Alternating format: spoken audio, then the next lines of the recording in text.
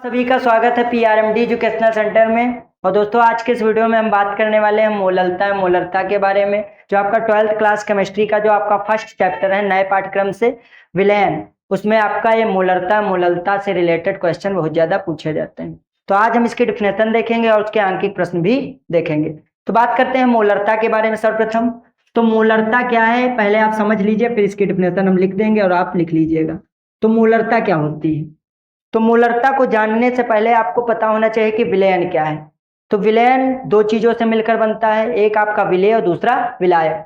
तो विलयन जो है, समझिएगा, विलयन जो है वो दो चीजों से मिलकर बनता है। एक आपका है विलायक, दूसरा है आपका विलेय। जैसे अगर हम उदाहरण लें, तो शरबत आपका क्या है? विलयन है, जिसमें आपका चीनी क्या है? विलेय, और आपका पानी यानी जल क्या है? विलायक है। तो विलायक क्या होता है? जो विलेय को घोल ले, और विलेय क्या है? जो विलायक में घुल जाए। तो यानी इन दोनों के संयोग से जो आपका पदार्थ मिलता है, तो वही क्या कहलाता है? विलयन कहलाता है।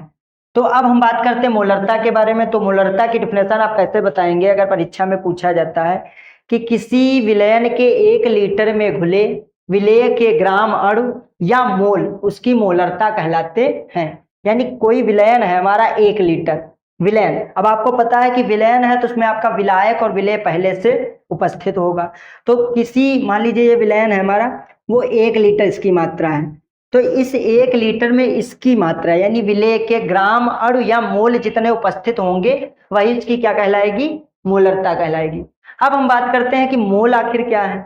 तो देखिए, विलयन में मोल जो है वो विलायक के भी होते हैं और विलेय के भी होते हैं। ठीक है, विलायक के मोल को हम लिखते हैं कैपिटल एन से, वहीं विलेय के मोल को हम लिखते हैं स्मॉल एन से। तो विलायक के मोल क्या होते हैं? यानी विलायक के मोल जो है वो कैपिटल डब्ल्यू अपान कैपिटल एम होते हैं। यानी कैपिटल डब्ल्यू अपान कैपिटल एम का मतलब ये है कि कैपिटल डब्ल्यू जो है वो विलायक का भार है, वहीं कैपिटल एम क्या है? विलायक का अणुभार। तो विलायक का भार, जैसे हम एग्जाम्पल लें, मान लीजिए लिखा है कि जल जो है हमारा वो 100 ग्राम है, यानी जल की जो मात्रा है वो, जल की मात्रा जो ली गई है इस विलयन में वो 100 ग्राम है, या जितनी भी आप मान ले, क्योंकि यहाँ पे उदाहरण मान रहे हैं। ठीक है, मान लीजिए 100 ग्राम है। ठीक, और जो जल का अणुभार होता है वो आपको पता होगा। जल का अणुभार क्या होता है? H2O का, H का हाइड्रोजन का होता है 1, तो 2 हाइड्रोजन हो तो हो जाएगा 2, प्लस ऑक्सीजन का होता है 16, यानी 16 और 2 18। तो अणुभार इसका कितना होगा? कैपिटल एम की वैल्यू कितनी हो गई? 18। यानी ये आपका हो गया भार और ये आपका हो गया अणुभार। तो इन दोनों का जब हम अनुपात निकालेंगे 100/18 डिवाइड करके, जो आएगा मान वो आपका क्या कहलाएगा? मोल कहलाएगा। किसका? विलायक का। यानी या तो जल के प्लेस पे कुछ भी हो सकता है विलायक आपका, तो आपको इसी प्रकार निकालना है। वैसे विलेय का भी आप निकाल सकते हैं। एन बराबर कैसे निकलेगा? एन बराबर होता है स्मॉल डब्ल्यू बटे स्मॉल एम। स्मॉल डब्ल्यू क्या है? विलेय का भार, और एम क्या है? स्मॉल विलेय का अणुभार। ठीक है, तो स्मॉल डब्ल्यू और ये स्मॉल एम। मान लीजिए जैसे हमारा सोडियम क्लोराइड नमक है, नमक एक प्रकार से विलेय का कार्य करता है। तो NaCl की मात्रा जो होगी आपकी वो कितनी होगी? NaCl बराबर मान लीजिए आपकी है 5 ग्राम। ठीक है, और इसमें आपका NaCl के ये 5 ग्राम है। NaCl का अणुभार हम देखें तो कितना होगा? NaCl का अणुभार जो है वो आपका होता है, Na का होता है आपको पता है 23, और आपका Cl का होता है 35.5। ठीक है, तो ये दोनों को जब आप ऐड करेंगे तो आएगा 58.5। तो ये आपका हो गया इसका अणुभार और ये आपका है भार। इन दोनों का जब हम रेशियो निकालेंगे और सॉल्व करेंगे, मतलब काटेंगे यहाँ पे मान रख के इसको सॉल्व करेंगे, तब जो वैल्यू आएगी वो होगी आपकी अणुभार। किसके? विलेय का। ठीक है, तो ये आपका हो गया अणुभार, और ये हो गया आपका अणुभार, ये हो गया आपका भार, इसमें इसका हो गया ये अणुभार, ये हो गया भार। तो ऐसे आप इसके मोल निकाल सकते हैं। अब बात करें अगर मोलरता की, तो मोलरता हमारा क्या होता है कि किसी विलयन के 1 लीटर में घुले विलेय के ग्राम अणु या मोल, मोल मतलब यही ग्राम अणु या मोल उसकी मोलरता के बराबर होते हैं या उसकी मोलरता कहलाते हैं। तो ऐसे आप लिख सकते हैं, इसको हम रफ कर देते हैं। ठीक है, आप समझ ही गए होंगे। ठीक, अब हम इसकी डेफिनेशन जो है यहाँ पे नोट कर देते हैं, आप नोट कर लीजिएगा कि किसी किसी विलयन के 1 लीटर में घुले विलेय के ग्राम अणु विलेय के ग्राम अणु या मोल उसकी मोलरता कहलाते हैं।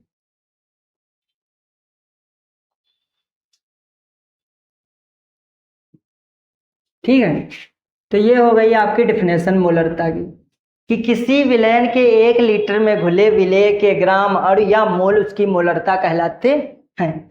तो यहाँ पे अगर हम सूत्र देखें कि मोलरता का सूत्र क्या होता, तो आप कैसे इसको बना सकते हैं, इस डिफिनेशन के जरिए समझिएगा। तो मोलरता बराबर हो जाएगा, मोलरता बराबर हो जाएगा आपका विलेय के ग्राम अणु या मोल को हम किससे लिखते हैं, स्मॉल एन से। तो स्मॉल एन बटे विलयन का जो आयतन होगा उसको हम लिखेंगे वी से, और वी आपका किस में होना चाहिए, लीटर में। अगर मान लीजिए आपका ml में है तो वी बटे हम इसको क्या कर देंगे, लीटर में होना चाहिए, लीटर में यहाँ पे होना चाहिए। ठीक है, अगर नहीं है तो आपको इसको 1000 से जब हम डिवाइड करेंगे यहाँ पे तो ये लीटर में हो जाएगा, अगर ml में होगा। ठीक है, तो यहाँ से 1000 आपका ऊपर चला जाएगा तो n गुणे 1000 और बटे आपका हो जाएगा v।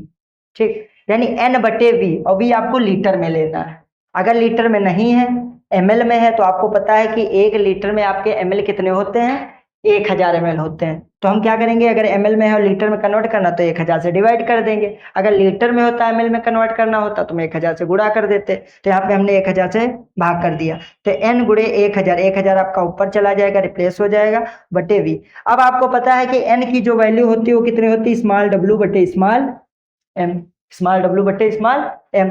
अब ये स्मॉल w बटे स्मॉल m जब हम यहाँ पे रखेंगे तो हमारा हो जाएगा मोलरता बराबर, मोलरता बराबर स्मॉल w बटे स्मॉल m, स्मॉल w बटे स्मॉल m गुणे 1000 और बटे v। अब m का नीचे मल्टीप्लाई हो जाएगा v से, तो स्मॉल w गुणे 1000 बटे m इंटू v, और v आपका किस में होना चाहिए, ml में, तब आपका ये फार्मूला लगेगा। अगर मान लीजिए लीटर में तो आपको 1000 नहीं लगाना है। ठीक है, तो ये ml में है, ये याद रखिएगा। तो ये आ गई हमारी मोलरता, ये आ गई हमारी मोलरता। ठीक है, तो यहाँ से अगर इसका मात्रक देखें तो आपको आपका मात्रक हो जाएगा मोल प्रति लीटर, मोल प्रति लीटर। तो ये हो गई हमारी मोलरता की डिफिनेशन। ठीक है, तो अब हम आगे बात करेंगे मोलरता की डिफिनेशन के बारे में, तो इसको हम रफ कर देते हैं बारे में। तो मोलरता की डिफिनेशन क्या होती है, मोलरता की डिफिनेशन तो आप समझ गए, अब मोलरता की डिफिनेशन समझिए।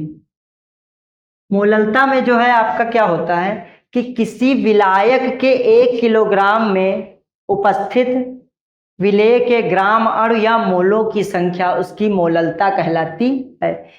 अब आपको पता है कि विलायक का जो भार है वो हम किससे लिखते हैं, कैपिटल W से। विलायक का भार हम किससे लिखते हैं, कैपिटल W से। वहीं विलेय का जो भार है उसको हम किससे लिखते हैं, स्मॉल w से। ठीक है, तो किसी विलायक के 1 किलोग्राम में उपस्थित विलेय के ग्राम अणु या मोल उसकी मोलरता के बराबर होते हैं। तो ये तो हो गई इसकी डिफिनेशन। आपको याद रखना है कि विलेय का जो मोल है या विलेय के जो मोल है उसको हम किससे लिखते हैं, स्मॉल एन से, और विलायक के जो मोल है उसको हम कैपिटल एन से लिखते हैं। ये आपको दिमाग में रखना है इस बात को, तभी आप यहाँ पे मोलरता और मोलरता की जो डिफिनेशन उसको बहुत अच्छे तरीके से लिख पाएंगे। तो यहाँ पे मोलरता की डिफिनेशन की अगर हम बात करें तो क्या हो जाएगी कि किसी विलायक अच्छा यहाँ पे आप नोटिस करना है कि वहां विलयन था, 1 लीटर विलयन था, यहाँ पे क्या है, विलायक वो 1 kg। ठीक है, किसी विलायक के 1 किलोग्राम में उपस्थित विलेय के ग्राम अणु, विलेय के ग्राम अणु या मोल उसकी मोलरता कहलाते हैं या मोलरता के बराबर होते हैं, मोलरता कहलाते हैं या मोलरता कहलाता है। ठीक है, जैसे भी आप लिखना चाहें, किसी विलायक के 1 किलोग्राम में उपस्थित विलेय के ग्राम अणु या मोल उसकी मोलरता कहलाते हैं या मोलरता कहलाता है। अब अगर हम इसके सूत्र की बात करें तो आपका सूत्र कैसे बनेगा देखिएगा, मोललता बराबर आपका हो जाएगा विलेय के ग्राम अणु, समझिएगा विलेय के ग्राम अणु को हम किससे लिखते हैं, मोल, मोल कहें या ग्राम अणु कहें एक ही बात है, ठीक है, स्मॉल एन बटे विलायक का भार, क्योंकि भार ही तो है, केजी का मतलब द्रव्यमान, द्रव्यमान का मतलब भार, यानी विलायक का भार, और विलायक के भार को हम किससे लिखते हैं, डब्लू से लिखते हैं, तो डब्लू हो जाएगा। डब्लू आपको किस में लेना है, केजी में। अगर मान लीजिए ग्राम में है तो आप वही करेंगे जो आपने लीटर में किया था, 1 लीटर में ml 1000, वैसे ही 1 किलोग्राम में आपके ग्राम कितने होते हैं, 1000 यानी 1000, ठीक है। तो ये आपका केजी में है तब तो यहाँ ठीक है। अगर मान लीजिए ग्राम में है तो आपका W बटे 1000 हो जाएगा, तब ये आपका किस में कन्वर्ट हो जाएगा, केजी में। 1000 आपका ऊपर चला जाएगा तो N गुणे 1000 और बटे आपका हो जाएगा W। अब आपको क्या पता है कि अगर हम N के प्लेस पे इसकी वैल्यू रखते हैं, क्योंकि आपको पता है विलेय का जो मोल होता है किसके बराबर होता है, विलेय का भार बटे विलेय का अणुभार। तो यहाँ पे हो जाएगा मोललता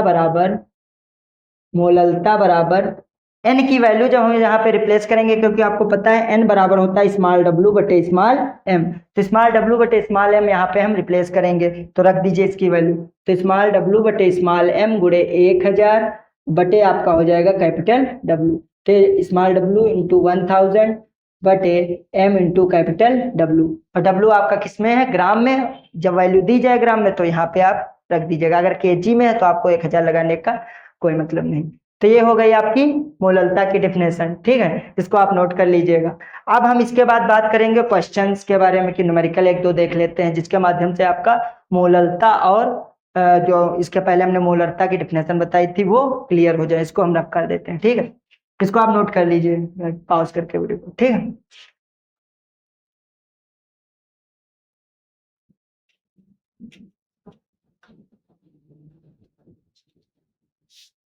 हमारा क्वेश्चन दिया गया है कि क्वेश्चन हमारा दिया है कि हमारे पास एक बुक है, उसमें क्वेश्चन दिए हैं, आपके पास जो बुक होगी उसमें जिस प्रकार से प्रश्न होंगे इसी प्रकार से आप सॉल्व कर लीजिएगा। क्वेश्चन है, आप सुनिएगा, इसको नोट कर लीजिएगा। क्वेश्चन है कि 20.6 ग्राम NaBr 20.6 ग्राम NaBr को 500 ml जल में घोला गया है। समझिएगा क्वेश्चन को, कि 20.6 ग्राम NaBr को 500 ग्राम जल में घोला गया है। तो यहाँ पे जो जल है हमारा वो किसका कार्य कर रहा है, विलायक का, तो वो 500 ग्राम उसकी मात्रा है। तो यानी कैपिटल W बराबर हमारा कितना है, 500 ग्राम। कैपिटल W बराबर है हमारा, सॉरी 500 ग्राम ml है, हाँ 500 ml है। ग्राम में होता तो हमारा क्या होता, वो उसका भार होता है, यहाँ पे ml में है, मोलरता भी पूछ रहा है तो ml में वैसे भी इसको होना चाहिए था। तो यहाँ पे V दिया है, V बराबर है हमारा 500 ml, ठीक है। और हमारा 20.6 ग्राम NaBr यानी सोडियम ब्रोमाइड की मात्रा कितनी है, 20.6 ग्राम, ठीक है। तो स्मॉल W की वैल्यू कितनी है, यानी जो NaBr है वो विलेय का कार्य करेगा, उसकी मात्रा कितनी है, 20.6 ग्राम, 20.6 ग्राम, V की मात्रा इतनी है। अब NaBr का हम अणुभार देख लेते हैं, क्योंकि आपको पता है कि यहाँ पे मोलरता का जब हम सूत्र लगाएंगे, ध्यान से समझिएगा, मोलरता बराबर होता है स्मॉल W गुणे 1000 और बटे M into V। Small W है आपका विलेय का भार, M है विलेय का अणुभार, V है आयतन लीटर में, और 1000 से आपको इसको पूरे को मल्टीप्लाई करना है सॉल्व करके, ठीक है। तो यहाँ पे क्या करेंगे, स्मॉल W की वैल्यू तो हमको पता है, V की भी पता, लेकिन M की नहीं पता। M जो है वो क्या है, विलेय का अणुभार है, तो विलेय का अणुभार हम कैसे लिखेंगे, NaBr आपको पता है सोडियम ब्रोमाइड, और आपको क्वेश्चन में दिया ही भी गया है कि Na का जो अणुभार है वो आपका दिया है 23, और जो Br ब्रोमीन का जो अणुभार है वो आपका है 80। इन दोनों को ऐड करेंगे तो आएगा 103, ठीक है। 103 आप यहाँ पे रख दीजिएगा। M की वैल्यू भी आपको M की वैल्यू पता चल गई, W की भी पता है, V की भी पता, तो मोलरता बराबर हो जाएगा, मोलरता बराबर स्मॉल W की वैल्यू हमारी 20.6 इंटू 1000 बटे M की वैल्यू हमारी 103 गुणे V का मान है 500, क्योंकि देखिए ml में था इसलिए हमने यहाँ पे 1000 से मल्टीप्लाई किया। अब ये पॉइंट हमारा हट जाएगा, यहाँ पे जीरो बढ़ जाएगा, 3 जीरो से हमारे 3 जीरो कट गए, यहाँ पे 103 एक कम 103, 103 का जब दोगुना करेंगे यानी इसको सॉल्व करेंगे काटेंगे तो आएगा 2, 103 दूना 206। तो ऊपर बचा हमारा 2 और नीचे बचा हमारा 5। अब 2/5 को जब हम डिवाइड करेंगे तो समझिएगा 5, ये है हमारा 2। अब 2 में तो लग नहीं सकता इसका टेबल, तो लगाएंगे 0.0 बढ़ जाएगा, 5 चौको 20, तो यानी ये आएगा हमारा 0.4 मोल प्रति लीटर, या सीधे आप लिख सकते हैं इसको कैपिटल एम से। तो ये होगा हमारा मोलरता का क्वेश्चन। ठीक है, अब हम आगे बात करेंगे मोललता के बारे में। तो मोललता के बारे में चलिए हम बात, क्वेश्चन हमारा दिया गया है, एक मोललता का क्वेश्चन ले लेते हैं जिसके माध्यम से आप समझ लीजिएगा। तो लिखा है 11.7 gram sodium chloride, 11.7 gram sodium chloride को 500 ग्राम जल में घोला गया है। ठीक है, तो प्राप्त विलयन की मोललता ज्ञात कीजिए। 11.7 ग्राम सोडियम क्लोराइड, यानी आपको पता है कि सोडियम क्लोराइड क्या है, साधारण नमक, उसकी मात्रा दी गई है, और साधारण नमक जो है विलेय की तरह कार्य करेगा। तो इसका भार कितना दिया गया है, स्मॉल डब्ल्यू बराबर हमको दिया गया है, स्मॉल डब्ल्यू बराबर दिया गया है 11.7 ग्राम। ठीक है, जल की मात्रा दी गई है विलायक की तरह जो कार्य कर रहा है, यानी 500 ग्राम। देखिए पहले के क्वेश्चन में क्या था, वो आयतन था पूरा, क्योंकि जब आप उसमें सोडियम ब्रोमाइड को 500 ml जल था ना, तो 500 ml जल में जब आप उसको विलय करेंगे तो उसका जो आयतन रहेगा वो तो फिक्स ही रहेगा विलयन का। ठीक है, क्योंकि ml है। तो अब इसमें देखते 11.7 ग्राम सोडियम क्लोराइड है, इसके बाद इसमें दिया गया है कि 500 ग्राम जल में घोला गया, उसमें ml में था, इसमें ग्राम में है, तो कैपिटल W की मात्रा दी गई है 500 ग्राम।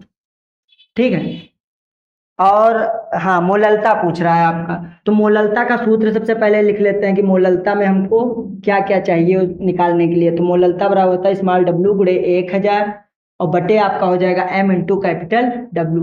अब यहाँ पे हमको स्मॉल डब्ल्यू और कैपिटल डब्ल्यू तो पता है, लेकिन स्मॉल m नहीं पता। स्मॉल m क्या है, विलेय का अणुभार, विलेय है हमारा यहाँ पे साधारण नमक यानी NaCl, तो NaCl का अणुभार तो आप निकाल सकते हैं, कभी कभी क्वेश्चन में दे देते हैं, अगर नहीं देते हैं तो आपको याद रखना है। जैसे मेन याद रखिए, हाइड्रोजन का याद रखिए, एक होता सोडियम का 23 होता, क्लोरीन का 35.5 होता, ब्रोमीन का भी हमने बताया। तो सोडियम का यहाँ हो जाएगा 23 और आपका क्लोरीन का हो जाएगा 35.5। तो यहाँ पे इन दोनों को जब ऐड करेंगे तो हो जाएगा हमारा 35.5, सॉरी, ठीक है 58.5। तो 58.5 आप यहाँ पे रख दीजिएगा, डब्ल्यू की वैल्यू ये है, तो चलिए इसको रख देते हैं वैल्यू। तो ये हो जाएगा हमारा 11.7 गुणे 1000 और बटे आपका m कितना है 58.5 और गुणे 500। ठीक है, 10 से 10 हमारा कट गया, 10 से 10, 5 दूनी 10, और ये पॉइंट से पॉइंट हमारा हट गया।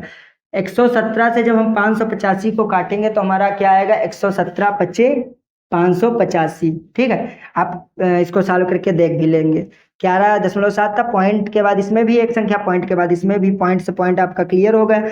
117 को जब हम 5 से मल्टीप्लाई करेंगे तो आएगा 585, यानी 117 एक कम 117 और 117 पचे 585। ठीक है, अब यहाँ से हम क्या करेंगे, 2/5 हमारा बचा, तो ये 2/5 और 2/5 को अभी हमने इसके पहले वाले क्वेश्चन में सॉल्व कराया था, क्या आएगा 0.4 मोल। ठीक है, सॉरी मोल प्रति केजी आएगा, क्योंकि इसमें आपका डब्ल्यू है नीचे, या आप सीधे m लिख दीजिए। तो ये हो गए आपके मोललता एवं मोलरता के दोनों क्वेश्चन। इसी तरीके से आपको क्वेश्चनों को सॉल्व करना है। परीक्षा में इसके प्रश्न बहुत ज्यादा पूछे जाते हैं, लगभग 3 या 4 मार्क्स के पूछे जाते हैं।